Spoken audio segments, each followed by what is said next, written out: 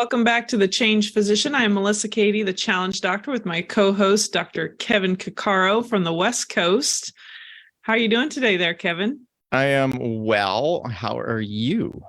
I am great. I'm I feel like I'm in Oregon right now because we just had like crazy rain. It's saturated and little pools of water everywhere, and my plants are super excited. Just planted Super excited. Yeah, super excited. It just took all the water because I just planted a whole bunch of things, including some trees. So, yeah, I was like crossing my fingers that the rain was supposed to come when it did. So everything is probably going to be very happy in the next few days. But I think we're supposed to have like rain for the next 7 days. So, I mean, normally I think Oregon is, plenty of rain. So Austin, we're getting our fair share of rain, which normally we're in drought kind of season, which has been that way for, 9 years or something like that. So, 9 yeah, years. so 9 years. I'm happy for some rain. Oh, and you want me to just tell you something very exciting I need to share, and I'll show on my screen here. This is pretty awesome. Let me do an airdrop here because it's very important. Let's see. I've shared this with some of my friends. Oh. Let's see. And airdrop. Let's see. There we go.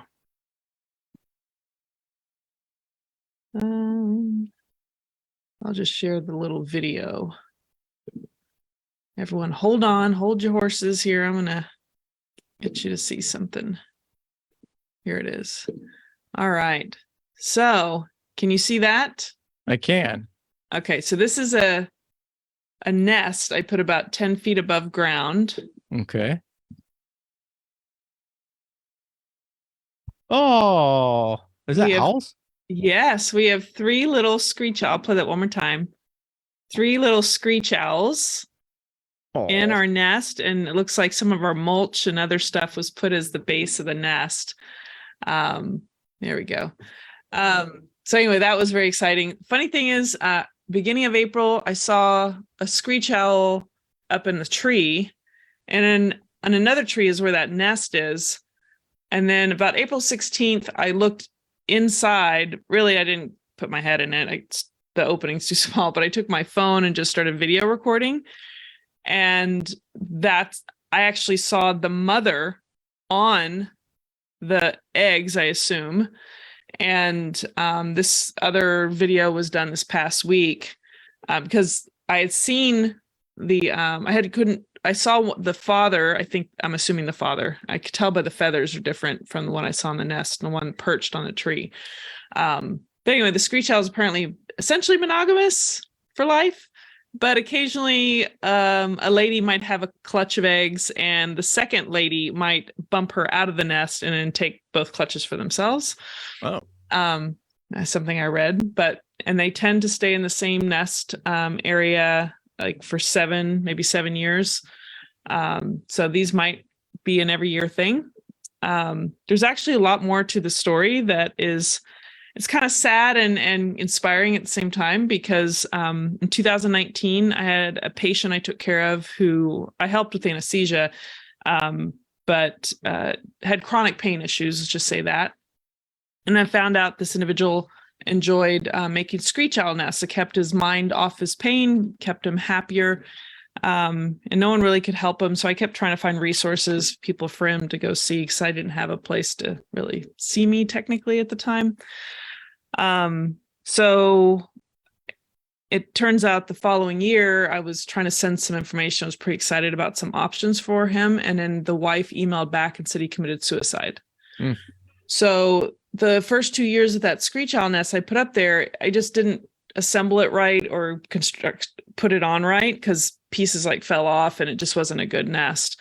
But last year, finally, I put it together right. And so this is the first like little owlets that have happened. And so even though it's a sad story of someone who took their own life because of the pain that they're in, they have created something to help other lives get started. So every time I look at that nest, I think of that individual and grateful for that nest, and learn about nature a little bit. And apparently screech owls are pretty common in the suburbs if you have the right nesting for it. So is the nest, I mean, that it's a box or something, and it's just sized for screech owls? Yeah, and the inside, he scratched little lines so that the owlets can crawl and grab on from the inside to get back out. I'm actually going to show you. I happen to take a picture of the tree for purposes of post-storm. Here, I'll show you. I'm sure people might be interested. And actually, I might just send that too. It's just so much fun to do this. Let's see if this will go. Okay. Sorry, I'm taking a while here, y'all, but here we go. We all want to see the screech owl nest. Like, how do you make a screech owl nest? Because I was like thinking, if you put it up, why would a screech owl do it versus something else, other kind of bird? Right. You know, what makes it special? How do they know screech owls only? That seems, shouldn't be that way, but yeah. Though the size of the opening, I think, is kind of important. This is where the nest, half the tree is gone, but you can see, you don't see the ground down here, but it's probably about 10 to 12 feet up. And there's an opening to the right. You'll see the little kind of like a little overhang. And we had a really bad storm, lots of winds too last night, but those two panels on the bottom are the ones that fell out before. So I'm just like bracing that they're still stable, but I think they're okay. So yeah, there on the inside is a whole bunch of lines on every wall, so that they can climb up. And then let's see what else here. I'm gonna show you this other one, and this is the mother, from what I can tell. There it is. So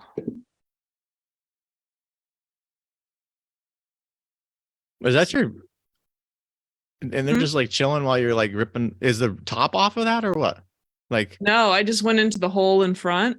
Oh, okay. So it still has the lid on or whatever. Yeah. So you're like, here's that weird human again. Yeah. So imagine it's just my phone. The top part of my phone is sliding in there. Yeah. It's not me. And then this is the father. At least that's my suspicion. Oh, look at that.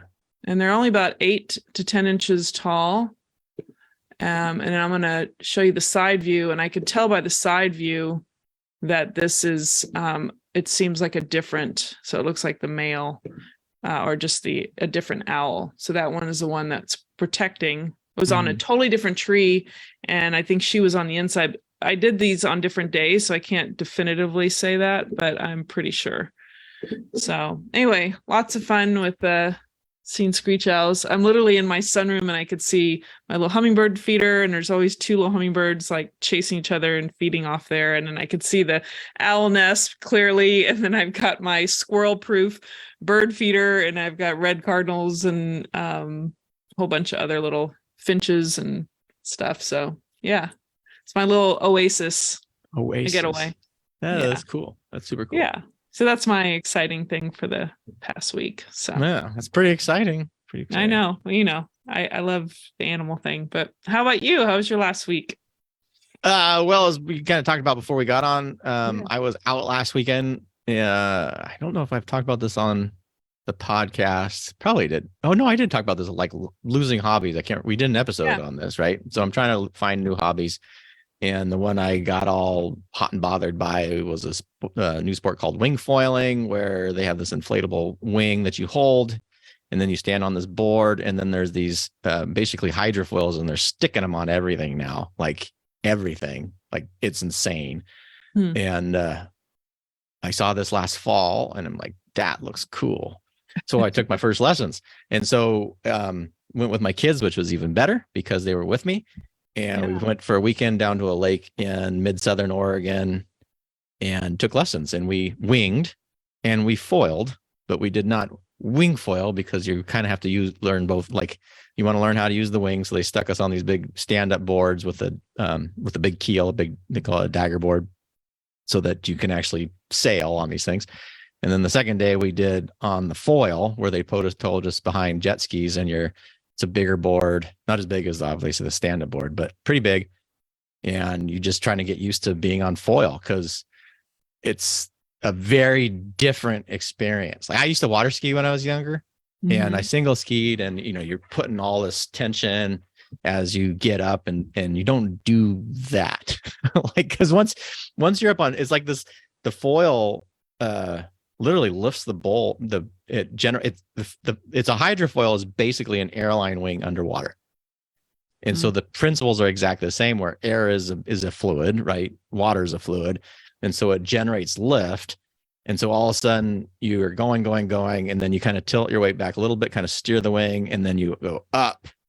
And then the whole point is being able to maintain that. So little teeny motions that you have can get kind of kooky. And I got it pretty good on my knees. And then I stood a couple times, but it is definitely it's different because you're not, even the carving, like I snow skied, and you have to put very, very gentle weight on this thing.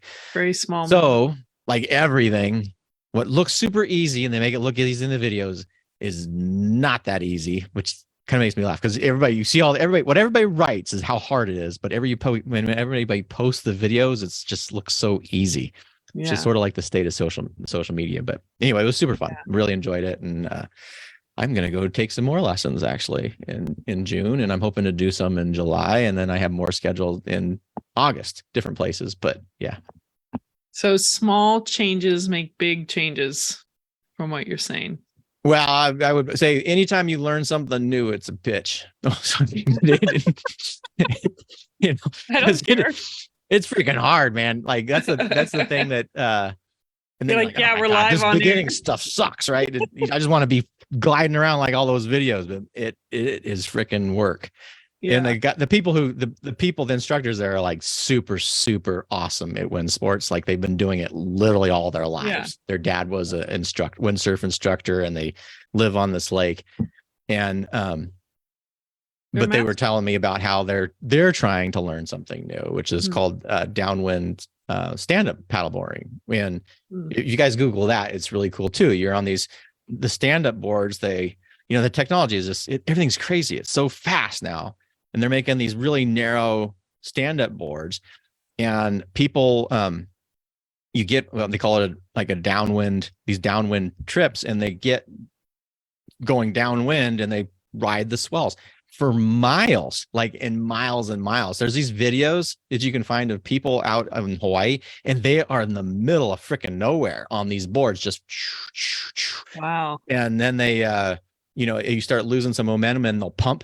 And you do this kind of pumping motion to generate more lift with a wing, and they'll up and just glide, and they will go forever. And anyway, the instructors are trying to learn that, and they're like, nobody really is.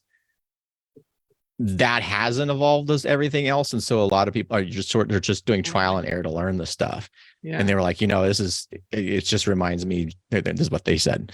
It's like it just reminds us how challenging it is to be a beginner in things, because being beginner is really hard. It's just hard. But yeah, I don't know, it's fun. I'd be worried about being bait in the middle of the ocean. Yeah, shark attacks are pretty low. I would think about that too, because I was a child of the Jaws era and scarred horribly by that movie. And yeah, it was odd. My son was talking about that. He doesn't like being in open water, and I don't think he's ever watched Jaws, but he can freak himself out just in the middle of a lake. It's still possible, like in a freshwater lake, unless you're in South America. Oh no, not talking about lake. I'm talking about the middle of Hawaii. Yeah. No. Well, here's something. So when we moved to San Diego, literally when we moved within the first year, there were 3 shark attacks. 3. I'm pretty sure it was 3. And one was a guy, he died, who they would swim La Jolla shores. There were these kind of off-beach swimmers. Yeah. So I'm like, oh, that's weird. And then the first year we moved to Oregon, there was a shark attack then. So they're probably tracking us.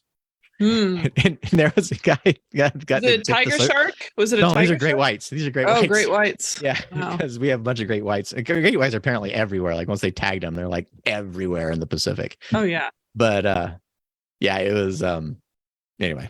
I think about the sharks, even though you're much more statistically likely to die in a heart attack or die in a car accident, probably by a heart attack, probably getting struck by lightning as compared to an actual shark attack. But it does weird. I just saw some article of these two kids. It was like they were playing in the backyard and there wasn't even a storm going on. They just there was a random strike of lightning and it charred his legs. He's, in the ICU. Like it's super sad. Yeah. Yeah. I mean, you didn't even see anything coming. That's a reminder is that in any moment in time, I do think about this a lot, is everything that your life can change in an instant. Right? Absolutely. And so there's this, should probably do an episode on this sometime. There's this fine balance of trying to anticipate and prepare for a future, like this is the future I want. At the same time, not neglecting the present that you're in, because there's absolutely no guarantee that you're going to have that future. Yeah. So, and if you're all completely hedonic and you're like, oh, I'm just going to live life now. Well, then when you get to your future self, your life can be pretty crappy and unprepared, possibly. Yeah. And then the same token, if you're like this is probably the danger for me, is you're so far out in the future all the time and you forget where you are now, you may never get that future. I think I talked about it on an episode about the pediatrician who had diagnosed with lung cancer like the year before he retired. Yeah. And I think it was small cell. It was really aggressive. And anyway, you're just like, damn, that's the balancing act of living, I guess. Yeah. Yeah. That life is not always kind. No, you never know. You never know. Yeah. Well, on the Change Position, we always do Saturday Salutations, not just chat about things or fun things or realizations about things, but we like to share what's happened in the podcast recently. In this past week, let me pull up. Let's see. We are currently on the 13th of May, and we had a physician versus AI or artificial intelligence, for those of you that don't know what AI is, versus AI chat bots. We did a little chat about the chat bots and how they compared to physicians and sense of empathy. And I guess I'll let Kevin make a comment about that. Any comments? Just the chat, the AI. It was basically those AI is coming. Yeah, you notice everything now, keywords like all the emails and the newsletters or some kind of like some article is referencing how AI is going to impact this or that. Have you noticed that? And what's super interesting is almost all of them are going to be wrong. Because any sort of new invention that comes in, generally most of us don't predict it well, right? Yeah. And but it's it's revolutionary and it's gonna change everything. We just don't know exactly how it's gonna change yet. Its downsides right now have to be tweaked, is what I think. The occasional context of the information that may not be perfectly accurate. I mean, like anything, there's gonna be some things that it's gonna break some things along the way. That's for sure. But yes, trial, like being the first, like we talked about just a little while ago. So Thursday, we had a Thursday throwback. It was Lamia, I think, wasn't it? Yeah, Lamia Bork talking about the big picture with locum work. So that was. We got to get her back on because it's been a long time, and she's. I think she's still doing locums and doing really well. So get on that, Kevin. I should do. I should get on that. Plus, it's just fun. She's fun to talk to. She's really nice. That's really comes. Is who's fun to talk to and who do we enjoy talking to? That's really key. Isn't that funny? Like think about you think about your work environment. Like that's really important. I mean, the work you do is important, but if you're around surrounded by the wrong kind of people or mean people or just not any substance to them or. And do you think because we're not mean, obviously we're super cool. We hang out together, right? And it's not doesn't make us biased in any way. Or we can be mean, but we're not generally mean. So the people that we perceive as mean and jerky, and others perceive it, so it's not just like an individual thing. Yeah. And this is hypothetical. I can't think of anything off the top of my head. Mean and jerky people must hang out together, and like what does that got to be like? So I don't know. no, here's Toxic. and we're not a political thing, but anybody like I hate Trump, and I think he's I mean I all I can look at this dude and say I would never want him to be at my house. I wouldn't be around. He's just scummy. Like you couldn't trust him to like be in your house and not steal something, literally. Yeah. So, but sorry, go ahead. I was gonna say, but people hang out with him. So I know. And then you look at the company you keep. So are they all that kind of backstabby, me all the time? Because I don't think so. I think people perceive him. I mean, I used him as an example, but I'm just saying. I know, but I'm thinking of that as an example. Like I know some really nice, kind people that somehow their view of him is, I don't know, because it's a position of power. Well, but are they hanging out with him? I guess that's the kind of the key differentiator, because this is not a perception of like, Trump is a savior, or Trump is the devil. It's the people who hang out with Trump, like, and not, okay, let's just take Trump out of the picture because that's too charging. Yeah. If you have somebody who has screwed his vendors multiple times, that has demonstrated repeatedly that what he says is not what he's going to do, that attacks people, that when someone shows any sort of semblance of not doing what he thinks or she thinks, attacks them as being disloyal or whatever. People in that kind of environment, like what's that kind of friend dynamic, because are the other people in that kind of social environment? Like my suspicion is if, you kind of hang around the people that are similar like you. And if you tolerate that kind of behavior, then you're probably that type of behavior. And that just seems pretty miserable to me, because it's almost like a pit of sharks. And as soon as one person shows blood, instead of being in like a community where you're like helping each other out, then they would just tear them to shreds. So I almost feel like that would happen more with work situations than in a work, like a bad work environment, right? So like a bad work environment that can, because you drive away the people that aren't of that cloth, and then you get, anyway, it just so it's just weird. Like what if you're in that, and this is what the kind of environment you're in, but it's like, I'm just really curious as like, what's that view? Like, how do you like it? Or I don't know. It's just weird.